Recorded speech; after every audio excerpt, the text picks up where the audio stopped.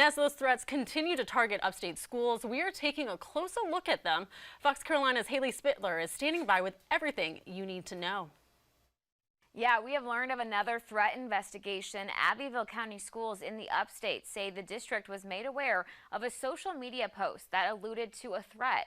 The sheriff's office says they, along with the South Carolina Law Enforcement Division, were notified, and after a thorough investigation found there was no credible threat against any school in Abbeville County.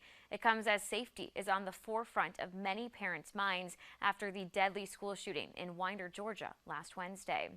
Lawrence School District 55 dealt with a similar situation late last night. The district saying it was notified about a social media threat made by a student at Gray Court Owings School. The Lawrence County Sheriff's Office immediately investigated, saying they found nothing credible and the threats are not real. Parents say they are grateful these threats are being looked into and admit it makes them nervous sending their kids to class. If it's not being took seriously, we got a lot of lives up here, innocent lives.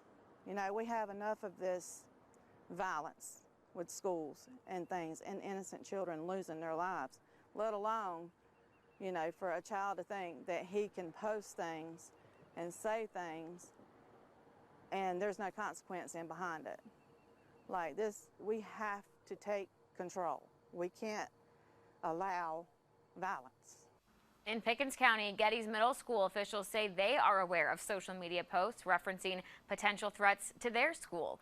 School officials say after working with Easley Police, the investigation found the posts are not related to the middle school, but that some of the images and messages being shared originated from Georgia, not the upstate. Pickens County schools also say there were reports circulating about Pickens County High School, but leaders say it was actually referencing a Pickens County High in another state. And earlier this morning, we've learned a 14-year-old female now charged with making terroristic threats in Georgia. Saturday, the Elbert County Sheriff's Office was made aware of a serious threat on social media to the Elbert County Comprehensive High School.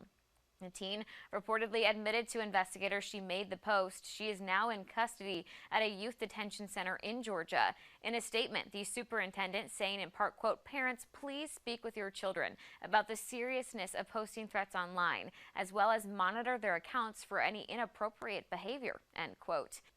Meanwhile, students next door in Hart County, Georgia, back in class today. It comes after 3 teens were arrested last week for allegedly posting threats of violence online. All 3 are being held at a regional youth detention center. The Hart County Board of Education will meet tonight at 6 to discuss the incident. And earlier this morning, the Livonia Police Department and Franklin County Schools coming together for a time of prayer.